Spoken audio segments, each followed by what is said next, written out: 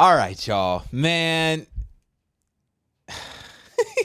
they had a celebration for Juneteenth at the White House. Kirk Franklin was there. He was showing out. He done snatched Kamala and grabbed her. And this, let me show you something. This man was begging. Hold on. What's that song? He was begging. Hold on. Look. Hold on. Let me play this. Look. Hold on. There's no sound because the video is muted. But look. He grabbed me. He pointed. He asking for Kamala. He said, "Please, come on. She's like, no, my husband, Kirk. We can't do this right now, Kirk." He's like, "No, it's cool." He said, "It's okay. Look, I'm just gonna come grab you anyway. Come on, I'm gonna grab you." And finally, she was like, "Okay, I'm gonna come over for just 1 second, Kirk. Just 1 second." She get on stage. They start showing out. And I get it. It's all fun. They celebrating for Juneteenth, but you won't never catch me allowing another man to grab my wife out the crowd and humiliate me in front of hundreds of people. I will not stand for that level of disrespect. I will not stand for it. I'm trying to tell you, because she looked too happy. And Kirk over there smiling and kissing her on the head. You done took it too far, Kirk. I'm going to tell you that right now. You done took it too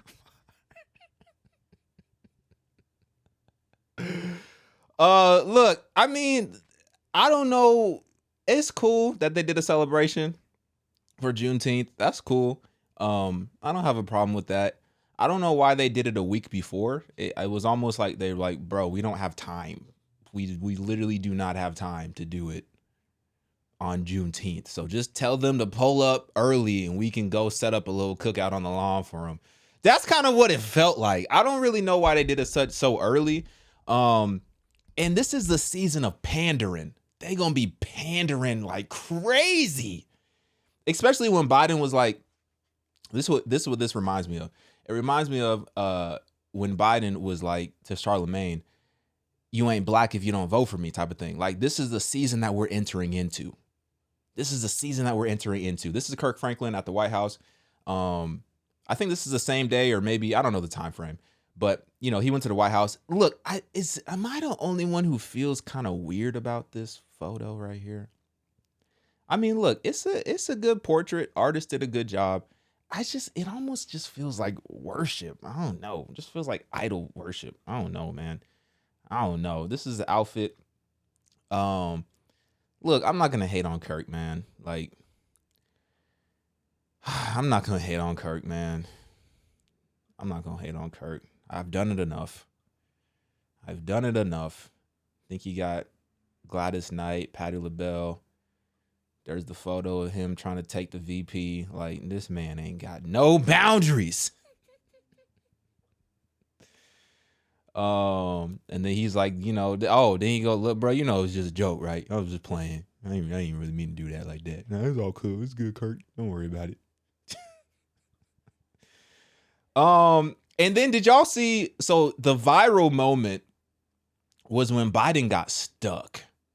Did y'all see when Biden got stuck? I don't know what they gave this man, but it looked like this man was off a gummy. You know what I mean? It looked like he was off a gummy. Look at this man. And I want to know something. Who is this in the dress, in the heels clicking? And why is that dress risen so high? Who is that? I don't know who that is. I've seen this face before. And this is the Kirk Franklin performance. This is a Kirk Franklin performance. This man is stuck. He like, "Bro, I can't move. I'm melting." Oh, he's like, "Okay, there it goes." They're like, "You okay?" "I'm good." Oh man, this is crazy.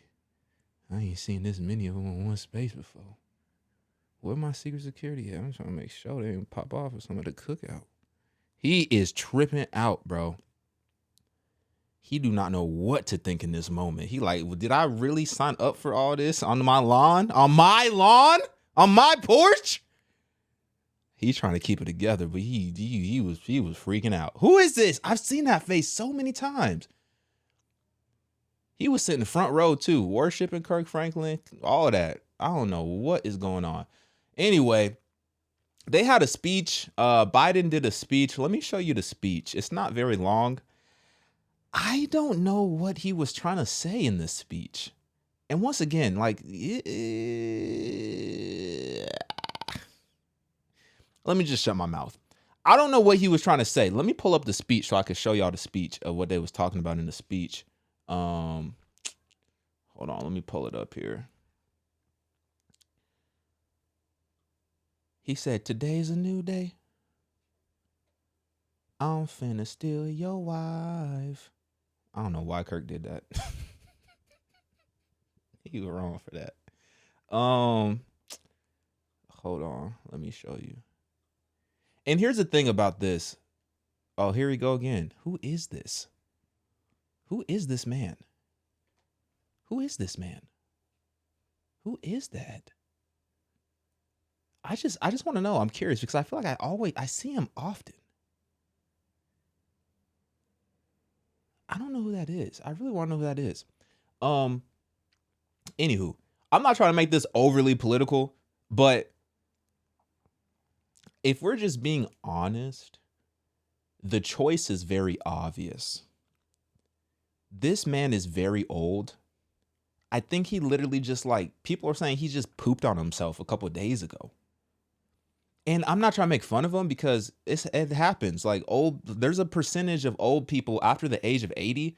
Like, there's like a 25% chance or something like that you're probably gonna poop yourself. Like, and that's it is what it is because that's the body and that's age. We're getting old. But somebody who is clearly declining physically and mentally, is that really the right person to have in office is my question. Is that really the right choice? Is that the most responsible thing? Because at the end of the day, we know who's on the throne. All of this stuff is just, us being respectful. We're called to be respectful of the government that's in place, but we're not called to compromise our beliefs. We're called to be respectful, not compromise our beliefs. And I just feel like so many things that this administration has stood for is completely opposed to the will of God. And Kirk Franklin getting up there and singing and stuff like that and affirming this administration, I wouldn't really, I can't say I'm surprised, but, don't fall for this deception because they're just trying to get votes. I don't really think they even really care. Like, just put, like, black people is let's just say people in general. I don't think they care about people in general. I think they just want to get in office, get their little bread, get their money, do their dirt and get out and be wealthy and pass it down to their family. They don't really truly care about us because if they truly cared about us, then they would really stand for the people and they would really stand for truth and what's right. And that is only found in Jesus Christ. And we would have more leaders that would acknowledge the fact that this is spiritual. We are facing spiritual enemies. We don't have anybody in leadership in the current administration that is acknowledging the fact that there's a real spiritual battle going on. So until that happens, we're always going to be losing. And I'm not even sitting here like hoping that somebody comes in and, gives glory to God and somebody comes in and they're a Christian. I'm not even saying that. I mean, that would be cool. But at the end of the day, a man cannot save us. A person cannot save us. A president's not going to save us. The only man that saved us is Jesus Christ. And he was fully man and fully God. And he laid down his life for us voluntarily so that we could be saved, so that we could be reconciled. So all this other stuff, I don't over-identify with the political side. I'm not voting for Biden, but I'm not going to sit here and scream at the rooftops my support for Trump and all that type of stuff. Like, bro, it is what it is. I'm not voting for Biden. If you choose to vote for Biden, that's cool. We can still be friends. But I would like to have a conversation. Like, do you really think that this dude is the right choice to lead this country? Because I don't see it. I don't see it. And another 4 years? Could you imagine another 4 years of this? Let me just play this, and then I'll shut up.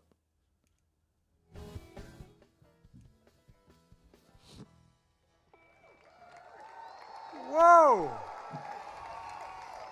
White House lawns never seen. Please have a seat. You have one. White House lawns never seen anything like this before.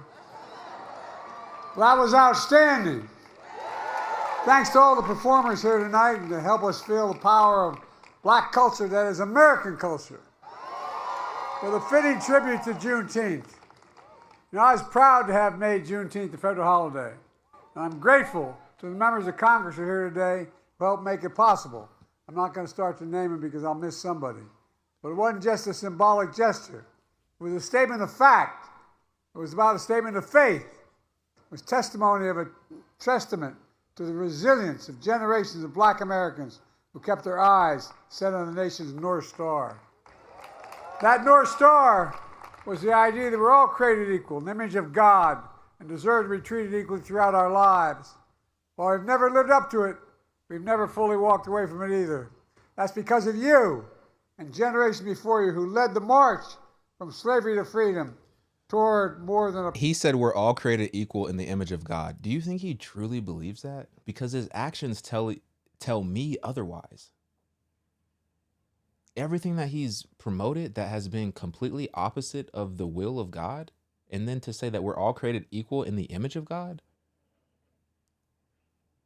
you're just using this just to manipulate, just to win votes, because you don't even truly believe that yourself. Union. But let's be clear, they're old ghosts in new garments trying to take us back. Well, there are. Taking away your freedoms, making it harder for black people to vote or have your vote counted. Closing doors of opportunity. Attacking the values of diversity, equity, and inclusion. If you can believe it, banning books about black experience in America. Trying to erase and rewrite history. Our history is not just about the past, it's about our present and our future. It's whether that future is the future for all of us, not just for some of us. Folks, black history is American history. To commemorate the 80th anniversary of D-Day, which was the first step in liberating all of Europe and changing civilization. On that hallowed ground, I spoke about a brave American soldier who fought tyranny for the hope, freedom of democracy. That includes the Red Ball Express, a convoy of mostly black soldiers who landed in Normandy in wake of the D-Day to rush supplies to the frontiers and the front lines. These black soldiers were a link in a distinguished line of patriots, enslaved and free, who risked their lives in every war since the founding of our ideals, and we don't know fully what American soil is. Equality and freedom. One of those soldiers of the Red Ball Express who fought for freedom on distant shores was a civil rights lawyer who fought for freedom here at home. 61 years ago this week, he was gunned down at home in Mississippi in the poison of white supremacy. But all these years later, his spirit endures. You all know his name. It was Medgar Evers. Last month, I awarded Medgar Evers the Presidential Medal of Freedom, our nation's highest civilian honor, posthumously. Because life reminds us of our change that we have to keep in redeeming the soul of America. Folks, that's what Juneteenth is all about. This is why I awarded the Medal of Freedom to Miss Oprah Lee as well, the grandmother of Juneteenth. She knew so long as she was denied, our freedom can never be secured. Her decades-long march brought her here to the White House when she stood by my side as I signed the Juneteenth federal holiday and handed her the signing pen for helping make Juneteenth possible. A day of profound weight and power, a day to remember the original sin of slavery and the extraordinary capacity to emerge from those powerful moments and painful moments with a better vision for ourselves. A day that reminds us we have a hell of a lot more work to do. So let's keep marching. Let's keep the faith. And let us remember who we are. We're the United States of America. And there's nothing beyond our capacity if we do it together. God bless you all, and may God protect our troops. Thank you for tonight. I mean,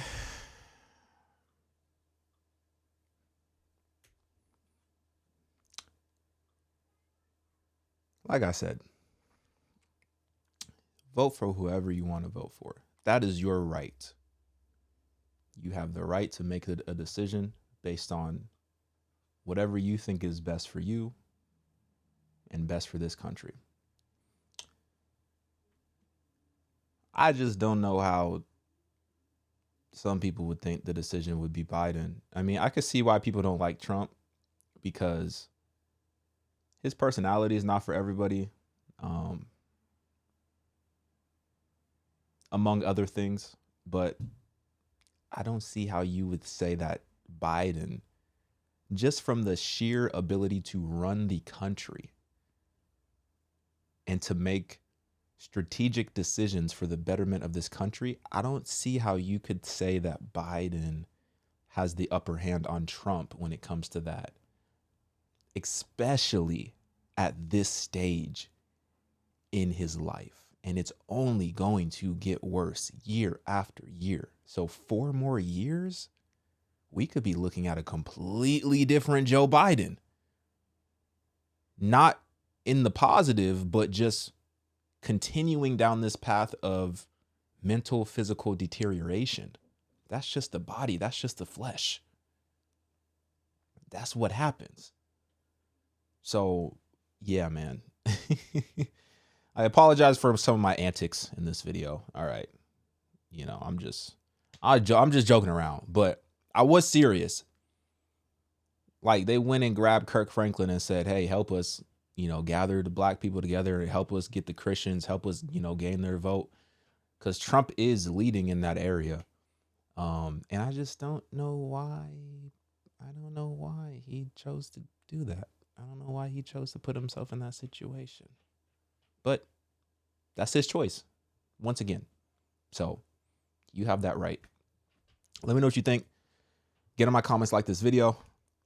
I'm out, y'all.